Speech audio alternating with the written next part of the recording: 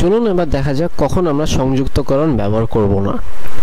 প্রথম নিয়মটি আমরা দেখতে পাচ্ছি যে যখন এ থাকবে অথবা এস তে থাকবে তখন আমরা সংযুক্তকরণ ব্যবহার করব না।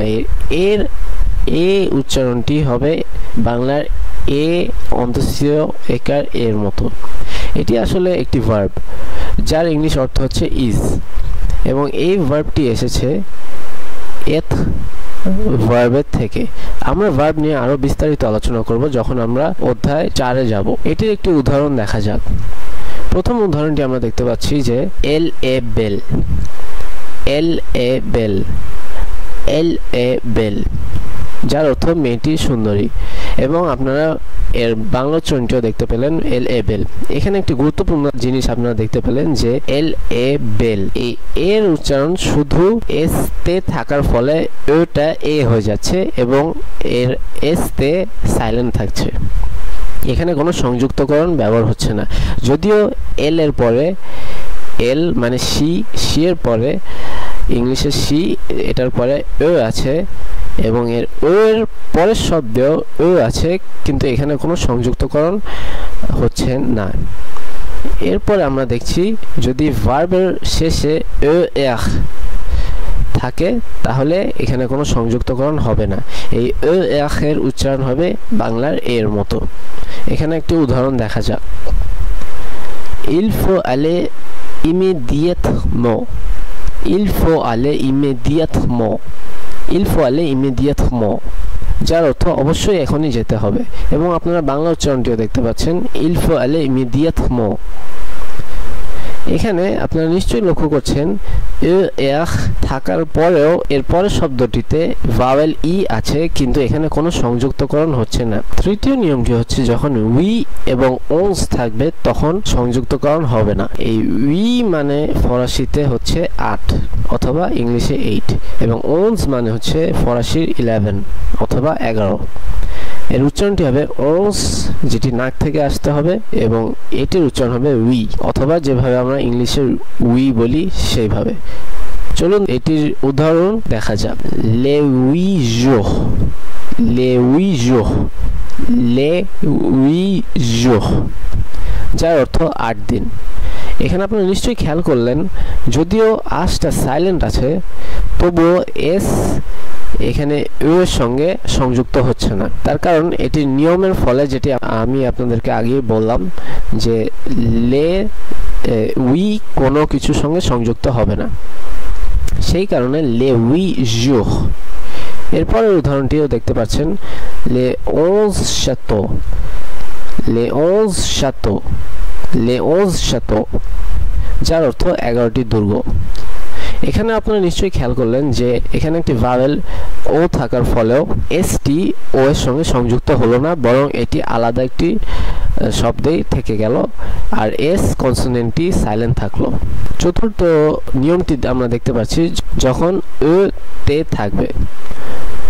ও তের সাধারণ উচ্চারণ হচ্ছে বাংলার এর মতো, এবং এ মানে হচ্ছে অথবা এর অর্থ হচ্ছে এবং অথবা ইংলিশের এন্ড।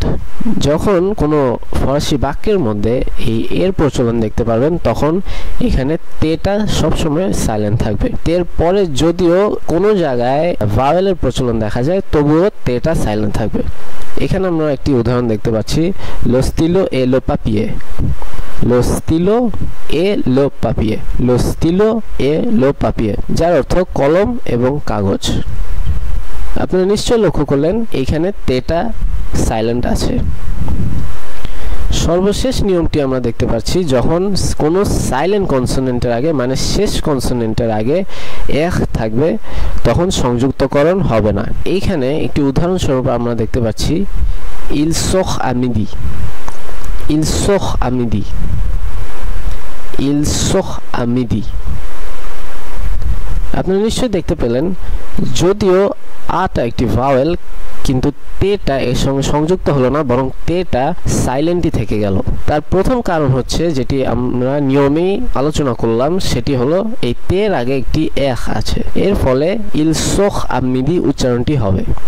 যদি আপনারা ইল সোখত আমিদি বলেন তাহলে সেটি ভুল হবে, বরং ইল সোখ আমিদি এটি মনে রাখতে হবে। এর অর্থ হলো সে দুপুরেই চলে যাবে। সে বলতে এখানে একজন পুরুষ অথবা একজন ছেলেকে বোঝানো হচ্ছে। আমরা ম্যাসকুলিন এবং ফেমিনিন পার্থক্যটা পঞ্চম অধ্যায়ে যে শিখব। কিছুক্ষণ ধরে আমরা সাইলেন্ট কনসোনেন্ট দিয়ে কথা বলছিলাম। এই সাইলেন্ট কনসোনেন্ট এবার বিস্তারিতভাবে আলোচনা করা যাক। সাইলেন্ট কনসোনেন্টের 4টি নিয়ম আছে। প্রথম নিয়মটি হচ্ছে শেষের শব্দটি অথবা শেষের কনসোনেন্টটি ফরাসিতে সাধারণত উচ্চারণ করা হয় না, যদিও লেখা হয় কিন্তু সাইলেন্ট থাকে। যেমন এখানে একটি উদাহরণ আমরা দেখতে পাচ্ছি, পাখলে, পাখলে, পাখলে, যার অর্থ কথা বলা। আপনারা নিশ্চয়ই বাংলার কাছাকাছি উদাহরণটি দেখতে পাচ্ছেন, পাখলে। এখানে নিশ্চয়ই একটু ভালো করে খেয়াল করলে দেখবেন যে শেষের এখটি উচ্চারিত হচ্ছে না, বরং এখানে এ পর্যন্ত উচ্চারিত হয়ে থেমে যাচ্ছে। দ্বিতীয় নিয়মটি হলো যদি শব্দের শেষে কখনো ভাওয়েল থাকে। এখানে নিশ্চয়ই আপনারা দেখতে পাচ্ছেন এল, এল, এল।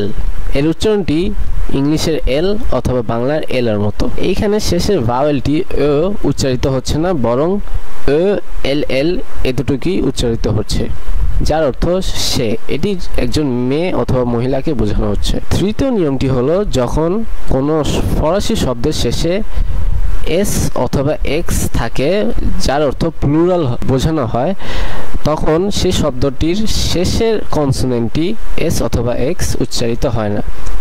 এটি সাধারণ নিয়মে। যেমন এখানে শেখ, শেখ, শেখ। এখানে নিশ্চয়ই আপনারা খেয়াল করলেন এই শেষে এ পর্যন্ত উচ্চারিত হলো, কিন্তু সর্বশেষ এসটি উচ্চারিত হলো না। এই শেখটির অর্থ হলো প্রিয়। এটি ব্যবহার করা হয় চিঠির শুরুর প্রথমে কোনো বন্ধুকে অ্যাড্রেস করার জন্য। এটির বিকল্পও হতে পারে, আপনারা যখন শেখ জামি অথবা ডিয়ার ফ্রেন্ড লিখবেন তখন এসটি সাইলেন্ট না থেকে পরের ভাওয়েলের সঙ্গে সংযুক্ত হয়ে যাবে, কিন্তু সাধারণ নিয়মে এই এসটি সাইলেন্ট থাকবে। সর্বশেষ নিয়মটি আমরা দেখতে পাচ্ছি যখন একটি ভার্বের মধ্যে শেষের কনসোনেন্টটি উচ্চারিত হবে না। এর উদাহরণস্বরূপ আমরা দেখতে পাচ্ছি je mange, je mange, je mange। এখানে নিশ্চয়ই আপনারা খেয়াল করলেন যে শেষের ওটা সাইলেন্ট থেকে গেল, বরং এই যে ফরাসি যে পর্যন্ত উচ্চারিত হলো, যেটি দাঁড়ালো je mange, যার অর্থ আমি খাই। আপনারা নিশ্চয়ই বাংলাতেও খেয়াল করছেন যে এটির উচ্চারণ হবে je mange। চলুন এবার দেখা যাক অক্ষরলোপ অথবা এলিসিয়ন কিভাবে ফরাসি ভাষাকে প্রভাবিত করে। এতক্ষণ ধরে আমরা যেটি আলোচনা করলাম সেটির মধ্যে ছিল অ্যাকসেন্ট, লিয়াসন, শুধুমাত্র ফরাসির উচ্চারণকে প্রভাবিত করে, কিন্তু ফরাসি লিখিত ভাষাকে প্রভাবিত করে না। কিন্তু এলিসিয়ন ফরাসি ভাষার উচ্চারণ এবং লেখার দিক দিয়ে প্রভাবিত করে থাকে। এই এলিসিয়ন অথবা অক্ষরলোপ, বাংলায় যাকে অক্ষরলোপ বলে, তা আবির্ভাব হয় যখন লো, লা, জো, মো, সো, তো, দো কোনো শব্দের আগে উপস্থিত থাকে। যদি কোনো ফরাসি শব্দের আগে এইসব উপস্থিত থাকে এবং সেই শব্দে আশ অথবা ভাওয়েল থাকে, তাহলে এই শব্দগুলোর শেষের কনসোনেন্টটি মুছে যে এখানে একটি অ্যাপোস্ট্রফি বসে যায়। আমি আবারও বলছি, যদি কোনো ফরাসি শব্দের আগে এই শব্দগুলো বসে এবং সেই শব্দের শুরুতে, সেই ফরাসি শব্দের শুরুতে ভাওয়েল অথবা আশ থাকে, তাহলে এই শব্দগুলোর শেষের কনসোনেন্টটি মুছে যে অ্যাপোস্ট্রফি বসে যায়। চলুন এবার কয়েকটি উদাহরণ দেখা যাক। প্রথম উদাহরণে আমরা দেখতে পাচ্ছি je m'appelle, je m'appelle, je m'appelle, je m'appelle, যার অর্থ আমার নাম।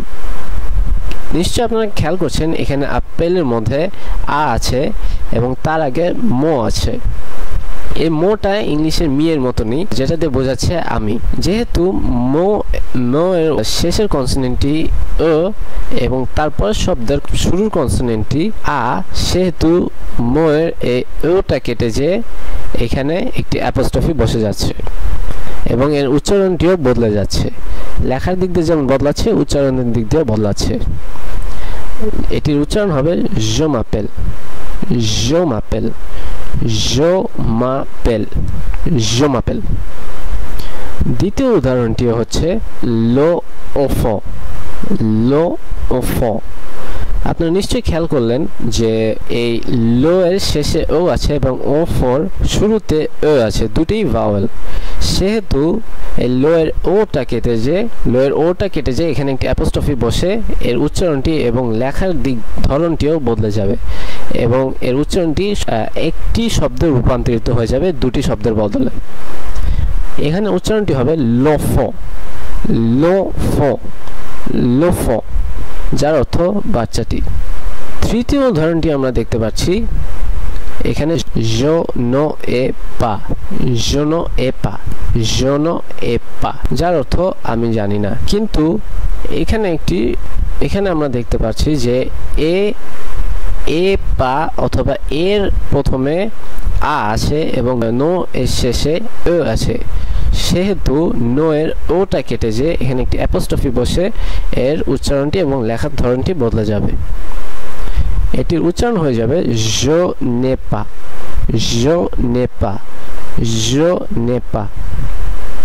সর্বশেষ উদাহরণটি হচ্ছে comment tu t'appelles, comment tu t'appelles, comment tu t'appelles। কিন্তু এটি ভুল। কেন ভুল? তার কারণ তো এর শেষে ও আছে এবং আপেলের আগে আ আছে। যেহেতু দুটি ভাওয়েল, সেহেতু ওটা কেটে যে এখানে অ্যাপোস্ট্রফি বসে যাবে এবং এর উচ্চারণটি এবং লেখার ধরনটি বদলে যে হয়ে যাবে comment tu t'appelles, comment tu t'appelles, comment tu t'appelles, যার অর্থ তোমার নাম কি।